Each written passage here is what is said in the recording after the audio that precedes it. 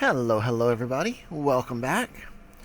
In this project, we're going to use the MIT App Inventor to create a similar game to the old Space Invaders game from the Atari and arcade days.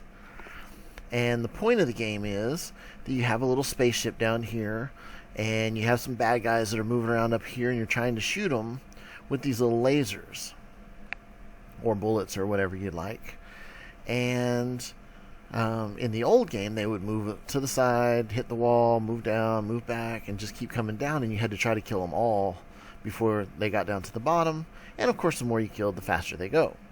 So we are going to attempt to recreate that today and have some fun doing it. We're also going to cover a number of programming techniques that we haven't covered before this that are going to be a lot of fun. So let's just jump right in and get started. Let's do a new project. And of course, you cannot have space in the name, so I'm going to call mine Space 03 with bad guys, because I was creating some before that were just the simulations of the rocket and the alien. So I thought this would be a good way to add the extra bad guys in there. Our game today is going to have three screens. We're going to have a start screen, the main game screen, and then an end screen.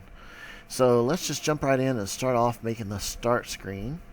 We're just going to slap a horizontal arrangement on here. And let's go ahead and tell it to fill the parent. So for the height, fill parent, and that makes it as tall as the screen, and width fill parent. I say as tall as the screen and as wide as the screen, but that's minus anything else that's in the way. So if there was an arrangement here, then it would just come down that far, for example. So let's go ahead and center it horizontally and vertically. So whatever we put on is going to be in the center this way and in the center up and down. So it'll go right in the middle when we put this button on there in a moment. And let's also go ahead and add a background. I'm going to have some of these pictures in the additional materials, and you're welcome to use them. So let's just jump right in here and put a space background. Go to Upload File. And let's see. No, it's not in Pong. It's in Space Invaders. And let's just put a space background for now, because that looks all Space Invader-y. And we're going to add a start button. So let's go to the user interface and drag a start button right onto the screen. And we're going to change that because that doesn't look all that great. So let's make it say start. And let's change the font size to make it a little more readable. I'm going to make it 30 and see how that looks. I think it looks pretty good. And I'm going to change the color. Let's go to the background and let's see what some of these other colors look like. I don't really like the dark blue. Light blue's not bad. I might leave it like that. Of course, you can pick any color you'd like. And that's all there is for the start screen. We're going to hit the start button and it'll just make this screen disappear and make the other screen appear. So let's, while we're here, go up to the horizontal arrangement and do a rename. And I'm just going to call it Start Screen. And in case you missed that, with the item clicked on, you can just hit the rename button down here to get the dialog box to pop up. And name it whatever you want as long as you don't have a space. And now we're going to click over here and make the whole thing invisible so we can start working on our game screen. For the game screen, let's go ahead and add a vertical arrangement. And let's tell it to fill the parent height and width so that it's as big as the screen. And now we're going to add two horizontal arrangements onto that. So we're just going to drag it and put one and then put the other one right under it. The first one is going to have our canvas and our game and everything. The second one is going to have the additional buttons that we need. So I'm going to go ahead and do the second one first. I'm going to go ahead and tell it to fill the width, fill the parent for the width, and that's going to make it all the way across. And I'm going to add a reset button, and a couple of labels. So let's come over here, get to user interface, get our button. This is going to be a reset button, and then we're going to need 2 labels. And we'll just drag those right into that arrangement. For the reset button, we're just going to change the text to say reset.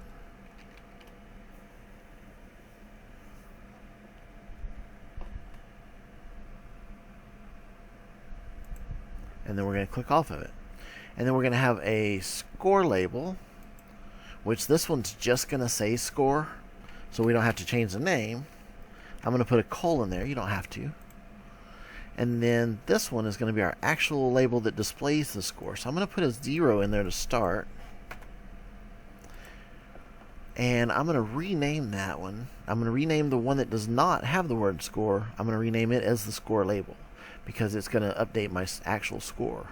So I'm going to click on rename, and I'm going to call it LBL for short, so I know it's a label, score. And in programming, it's typical to give a 3-letter identifier ahead of the name. And then for the button, for the reset button, I'm going to rename it, and I'm just going to call it BTN for button, reset. And I notice I did not do that for the start screen, so I'm going to do that now. I'm going to click on this button from the start screen, because even though it's invisible, I can still see the components here. And I'm going to rename it BTN start. Okay, so that's all set up. Let's do the canvas now. Let's do this other arrangement. Let's go ahead and tell it to fill the height and the width for the parent, fill parent. And that makes it as big as the screen. Now I can add a canvas. Anytime you want to have a ball or an image sprite, it has to be on a canvas. It cannot exist without one. So I'm going to tell the canvas to fill parent for the height and fill parent for the width. And notice that the parent is the arrangement that it's in, so it takes up all that space, but it leaves this one down here alone. So now I'm going to add some sprites. I'm going to add one for my rocket ship, and I'm going to add one for the bad guy spaceship that's going to go across and back and forth across the top. For the rocket ship, I'm going to start by renaming it. So click on it and hit rename, and I'm just going to call it rocket ship.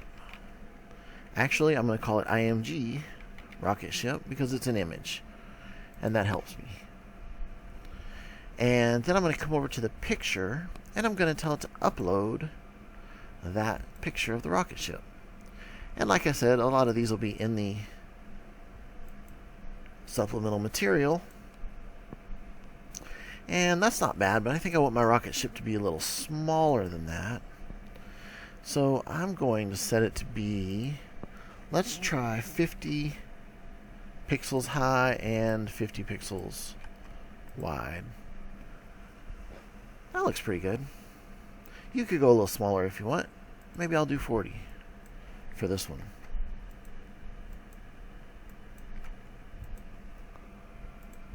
And then I've already named it, so now I'm going to come to the other one, and I'm going to do the same thing, only instead of a rocket ship, it's going to be the bad guy's flying saucer.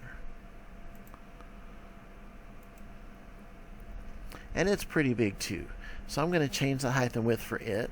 I'm going to make it 40 also. There's no point in it being bigger than my rocket ship.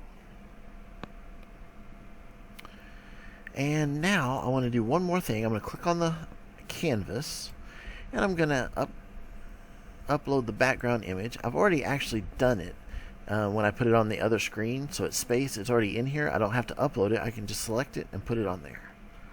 So there's my background.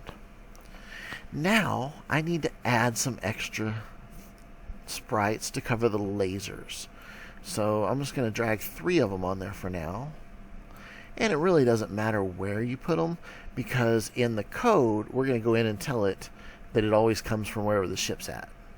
So just put it down here somewhere. And they're image sprites 3, 4, and 5 for now. I'm going to rename them Laser 1, laser 2, and laser 3. That way I know for sure what they are. So I'm going to click on one, and I'm going to tell it to upload a picture. And I'm going to upload the one that looks like a little laser blast.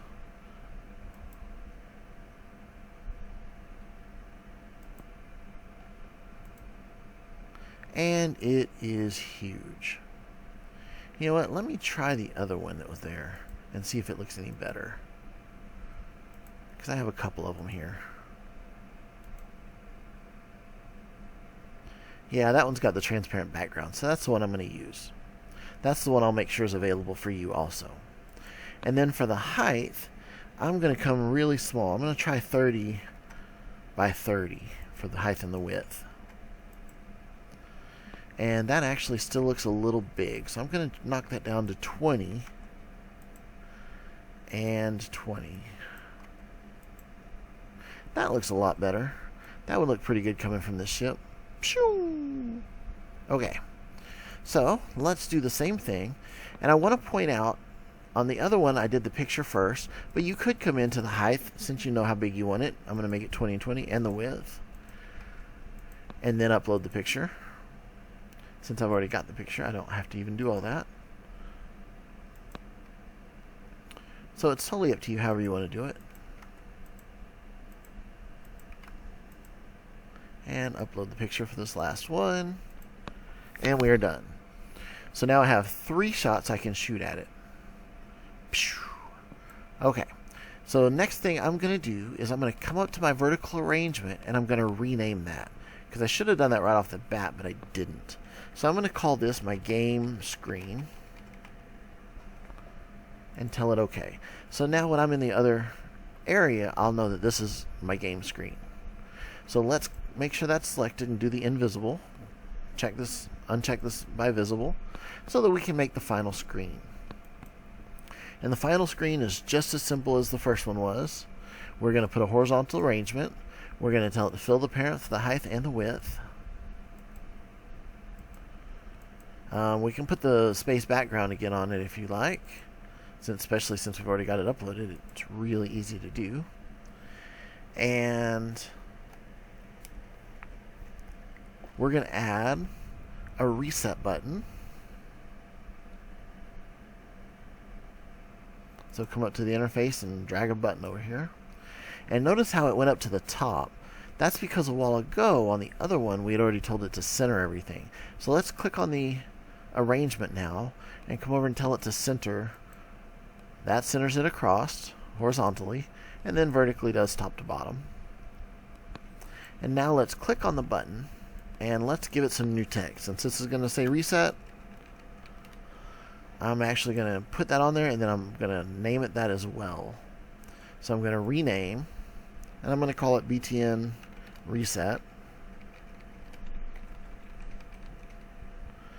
Oh, but that's not going to work, is it? I already have a reset button on the other screen. So let's call this one Start or Play Again. Let's do Play Again. Play Again. That'll work. So that'll be my Play Again button. That way I don't get it mixed up with the other reset button. I could technically have it called that, but I don't want to. That could cause some other problems. So let's go ahead and change the color. I liked the blue on the other screen. And I'm going to change the font to 30. And that is it. It's ready for the code now. Make sure to go to the next segment, which will be posted shortly, for the code. See you there. Bye.